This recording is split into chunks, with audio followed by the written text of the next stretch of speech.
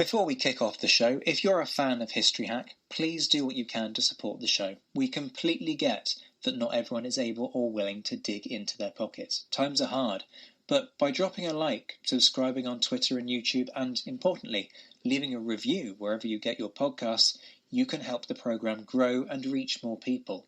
If you're interested in becoming a supporter, go to patreon.com/historyhack, where you'll find perks from secret Facebook groups to early release material. If you just want to leave us a one-off tip, go to ko-fi.com/historyhack. The links are in the description. And whatever form your kind support takes, know that we are massively grateful. Enjoy the show.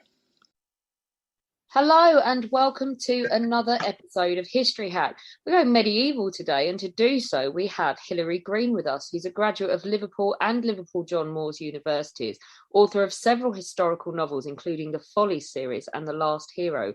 She's here today to talk about international trade in the Middle Ages. Hilary, welcome. Thank you. This is such a massive topic. Where should we start? Should we start with money during this period? How does it work? I mean, obviously you have different currencies in different countries. The currency is based upon precious metal, isn't it? Which leads to all kinds of concerns about things like coin clipping. Well, that's right. It is based upon silver and gold. And I think the way it worked was that if the silver was pure, if it was assayed and tested, excuse me, sorry, I've lost you. What's happened? No, it's okay. I'm still here. Oh, I've just got a blank screen now. As long as the weight was right and it was proved that the metal was pure, then I don't think it mattered which mint had issued it or whose head was on the back of the coin. It was all about the weight of silver or the weight of gold. Okay, so how does money work during this period then? Well, initially, of course, it was a question of merchants carrying large bags of silver or gold around with them. But as trade became established, this obviously wasn't very practical. And what happened was that at the great trade fairs in Europe, people, usually the Jews, set up what they called their banks, their benches.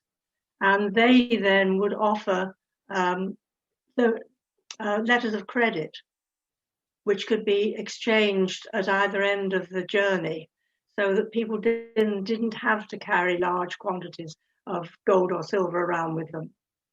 But it did cause a problem when they were dealing with outside of Europe, because the countries in the Middle East and the Arab countries insisted on being paid in gold. And that meant that by the end of the 15th century, there was actually a bullion famine, because so much gold and silver was going out of Europe to the Arab countries. And of course, it wasn't coming back. It was coming back in the form of spices and silks, but that's not currency. So some of the silver mines were beginning to run down. People hadn't got the technology to mine deep enough. And for quite a while, there was a terrible shortage of currency, and trade really suffered.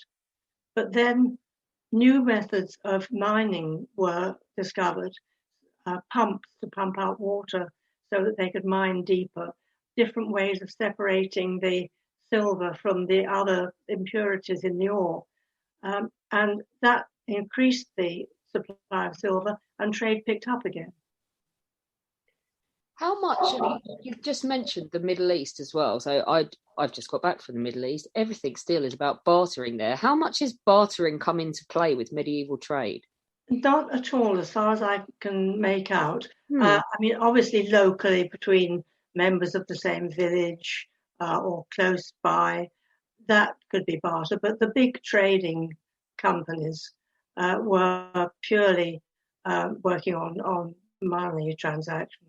I think it'd be interesting for our listeners to sort of get parachuted into a medieval market. So what would the sights and sounds have been like? What would it have been like to experience attending one?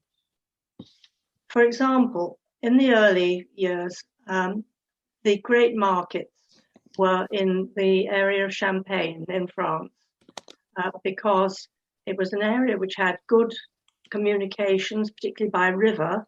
Most trade travelled by water.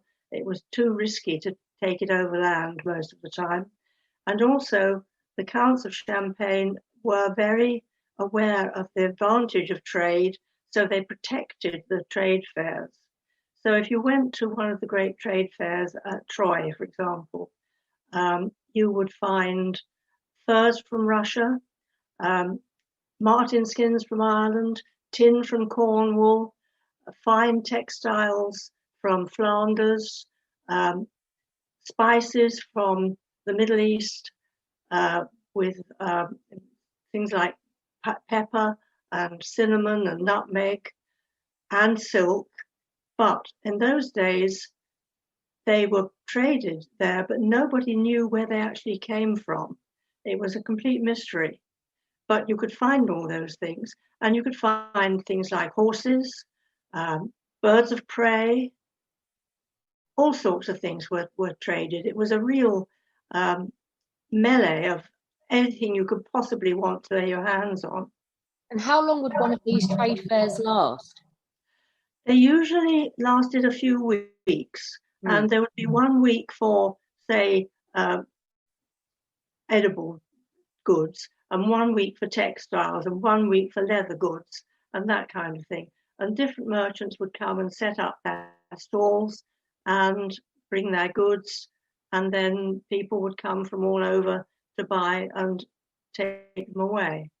And what are the most common things that people trade in? Wool springs to mind as an obvious one. Well, wool was the great export from England. Yeah. English finances really were founded on wool. The wool sheared from sheep in the great monastic lands in the north of the country, in Yorkshire, around there, was better quality than the wool you got from, say, Spanish sheep. And the weavers of Flanders had to have that top quality wool in order to make the very high quality textiles that they were experts in. So wool certainly was the most important thing as far as Britain went. It's interesting to think, in fact, so many little sayings we have are referring to the wool trade, things like being fleeced or having the wool pulled over your eyes. A spinster is a woman who uses a spinning wheel to spin wool. A lot of our sort of common sayings come back to that period. And of course, the taxes on wool financed the wars in France, financed Edward III's wars. He taxed wool very heavily to finance his wars. So that was the most important thing from this country. But then, as I say, there were all these other things. The Hanseatic League, which traded in Northern Europe, they would bring furs all the way from Russia. And then you've got basic things like salt and sugar, of course, which were traded. You name it, they traded in it, really. Precious jewels, ivory, elephant ivory, all these things were traded backwards and forwards. The rewards could have been massive, I suppose, for a merchant at this period. But you mentioned about moving things by water because it wasn't safe over land. I mean, is it a dangerous profession? Oh, it was, very much so. I mean, if you travelled over land, there were bandits. Travelling by sea, there were pirates. And also the different countries, particularly cities like Venice and Genoa, were constantly at war with each other over trade. So apart from the general hazards of sickness and getting lost or storms and tempests, traveling anywhere in Europe and in the Middle East was a very hazardous business in those days. Are there any famous merchants that spring to mind that have left sort of stories of how dangerous it was? Well, I suppose the most famous one is Marco Polo, who went all the way to China. It's been disputed whether he did actually get there all the way, but recent scholarship suggests that yes, he did. And that was a very perilous journey. And we talk about the Silk Road, but it wasn't a road as such. It was a series of routes from one oasis to the next oasis. And nobody normally would travel the whole distance. Merchants would bring goods, say, from China to the first oasis, and then they would trade them for something else, and they'd be traded on to the next oasis, and on until eventually they arrived somewhere like Constantinople. But it wasn't a well-organized route, although certain potentates did take a great deal of trouble to protect it. Genghis Khan, for example, went to a lot of trouble to set up inns for travelers to stay in, to make sure they were protected, to pass laws saying that anybody who harmed them would suffer for it. And they realized the value of trade. But even so, it was a hazardous business. And as I say, Marco Polo was probably, he and his colleagues were probably the only people who actually did the whole journey. Are there big trading hubs? Are there cities that come in and out of fashion during the Middle Ages as different goods become more or less fashionable? Yes, that's true. I mean, as I said earlier, the great trading fairs in Troyes and Provence-Champagne were the first ones. But then, of course, Venice became extremely important, and Genoa, and to a less degree, cities like Amalfi and Pisa. They were the people who traded with the Arab nations. They would go to Alexandria or to Jerusalem or to Tyre and Sidon, and they had what were called funduks, a kind of warehouse and accommodation which they would set up in these foreign places, and there they would bargain with the traders coming in from the Red Sea, and would buy the spices and the frankincense and the myrrh, or if they were on maybe in Antioch, they would buy silk coming through from China. You mentioned Flanders as well. Personally spend a lot of time in Ypres, and of course the cloth hall was rebuilt after the First World War, but that was a massive centre at certain points in the Middle Ages, wasn't it? It certainly was a centre particularly of making textiles, and it was very, very important in that area. Yes, if you went to Bruges, for example, you could buy practically anything you could possibly want. I mean, even things like oranges, although they wouldn't be the sweet oranges that we know now, they would have been bitter oranges. But really exotic things would be brought there in exchange for the fabulous textiles they made. I mean, beautiful tapestries, woolen goods, all sorts of woven goods, which were very, very well thought of and much sought after. You've mentioned as well, of course, the Silk Road going all the way to China and that. I'm guessing trading networks would have spread the entire length and breadth of the known world. Do we see people going backwards and forwards from sub-Saharan Africa as well, for instance? Yes, we did. A lot of gold, most of the gold came from Africa. Mansa Musa, the king of Timbuktu, was the richest man in the world because he had unlimited supplies of gold. And when he went on Hajj to visit Mecca, he spent so much gold in Egypt that the currency collapsed. And he had to borrow a lot of it back at a high rate of interest. So, yes, certainly, gold from Africa and slaves. That was another trade.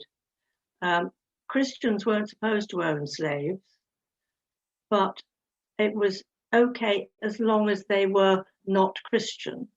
But most Christian societies didn't go in for slaving, but they certainly bought slaves and sold them on to the Arab countries and the Muslim countries, which did employ slaves. So that was another big element. I'm just still curious about the king of Timbuktu. Do we know what he was buying in Egypt to have spent so much gold?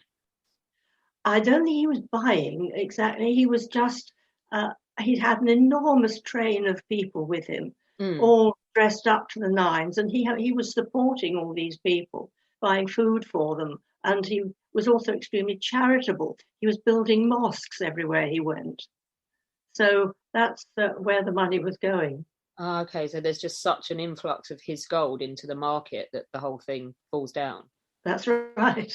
Wow, that is some amount of money, isn't it? He sounds like a character as well. Yes, it's an amazing story. I mean, we've talked about everything, sadly, from human beings to furs to gold. Do we see an exchange of ideas coming along as well? I think that is the most fascinating part of it.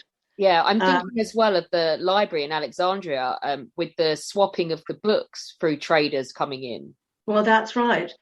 I mean, at that period in history, medieval Europe was very backward in all sorts of areas of intellectual life because the Christian church thought that the knowledge of the Greeks, for example, was pagan knowledge and therefore shouldn't be propagated. So medieval Europe had completely lost touch with the classical knowledge, whereas in Constantinople, where although it was a Roman city, the language was Greek. So they kept all this work by people like Aristotle and Plato. They were known there and were copied and passed on.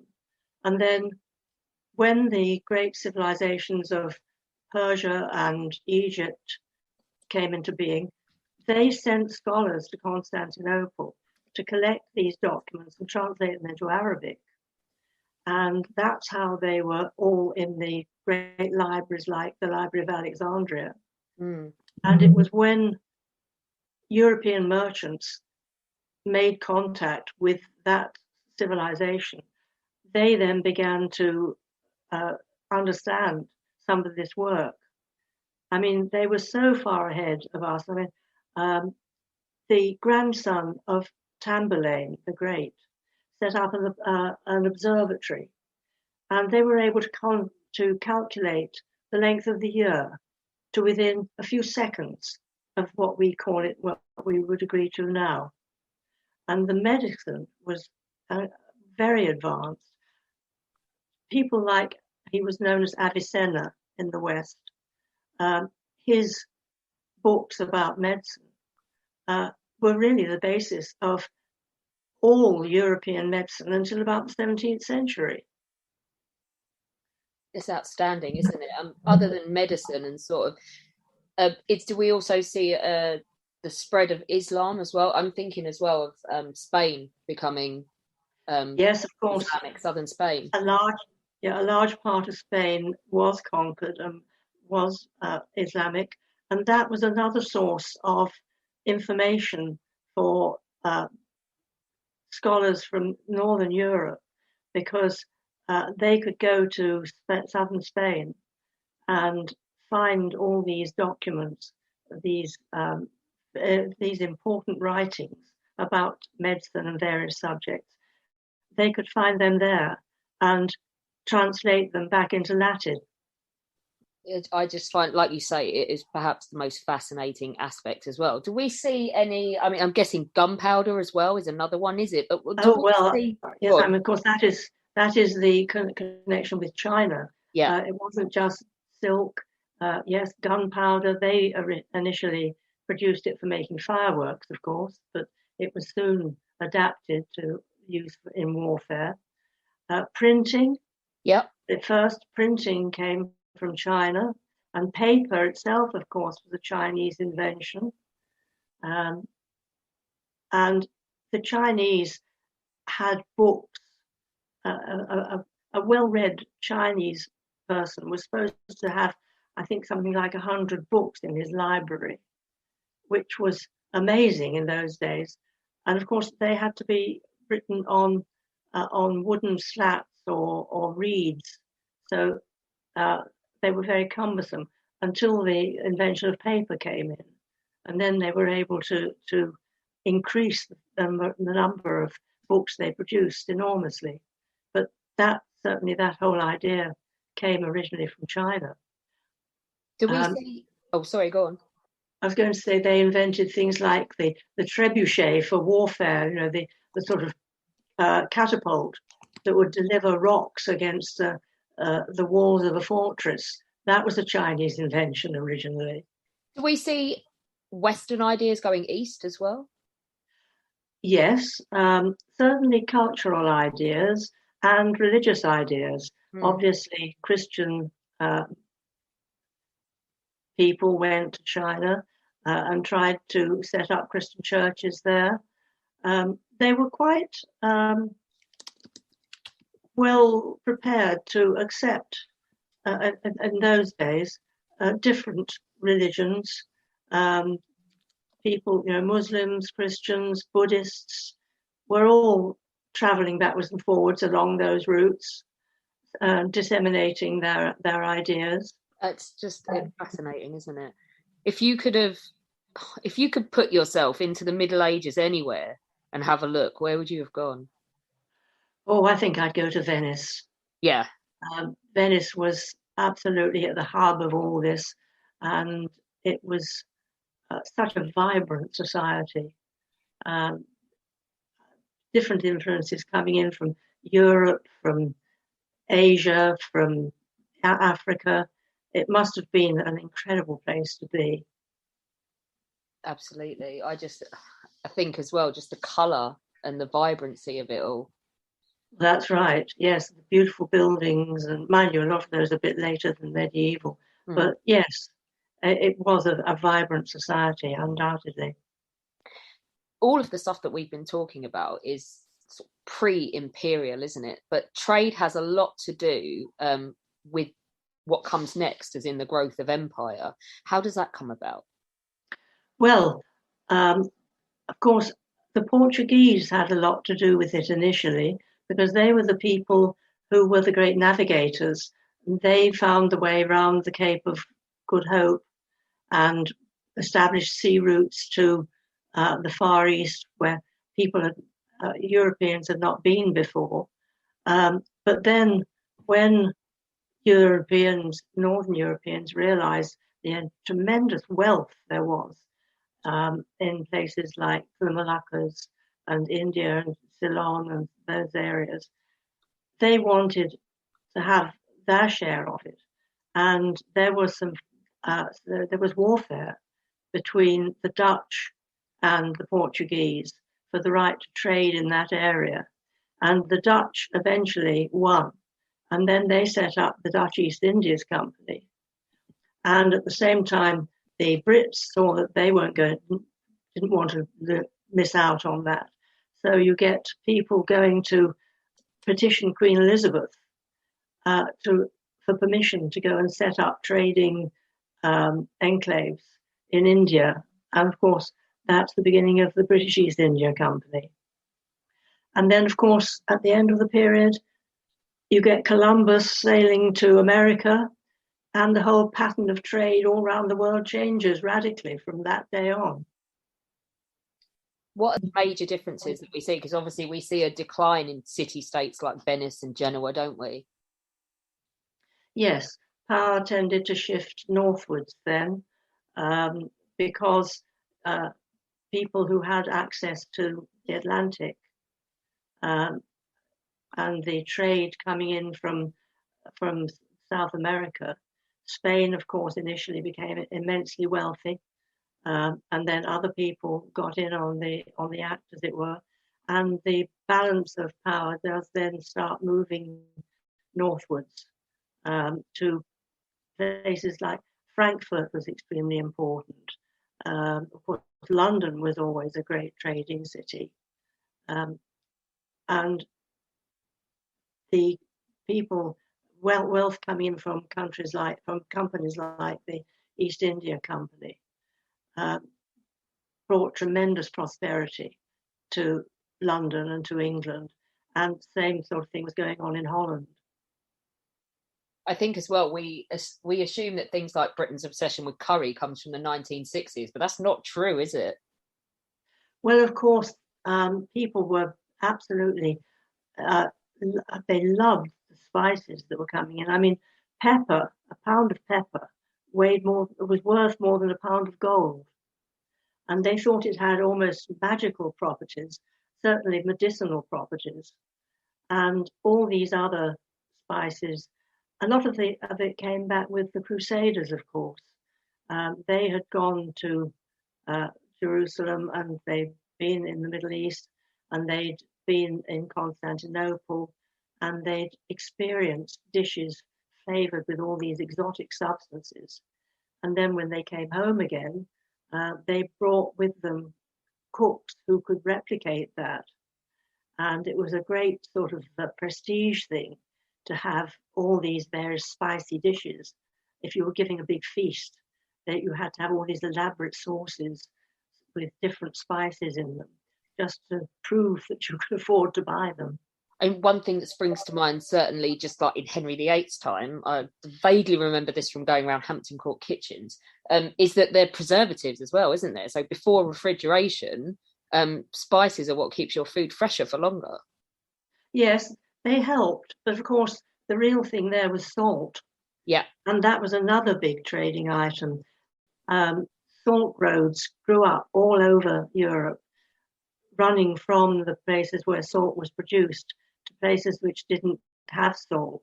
For example, from Venice around Chioggia, they had salt pans there, and salt was traded from there. The Genoese traded it from Ibiza. There were salt roads that went right up into Northern Europe, where there were salt areas where you could mine salt. So that was very valuable, and that really was the most important thing for preserving food. Fish in barrels of salt, that kind of thing. Hilary, this has been absolutely fascinating. Thank you so much. Your book, International Trade in the Middle Ages, is out now. You can get it on the History Hack bookstore, by which, of course, you bypass Amazon. You don't give Jeff Bezos money for rocket fuel. Instead, the money goes to local booksellers and Hilary, and a bit to us as well. Hilary, thank you so much. Not at all. Thank you very much for hosting me. When our guests join us to talk about their work and their new book, the 45 minutes or so they spend with us is just a taster of all their efforts. So to this end, we have launched our very own bookshop on bookshop.org, where you can find our guests' latest and greatest books. You can support them, and you can support History Hack too. 10% of every sale via our bookshop supports the podcast and allows us to keep at it and bring you more amazing guests. You can find our bookshop at bookshop.org/shop/History Hack, or just search on bookshop.org for us under the shops bit. Thank you for your continued support, and here's to your next great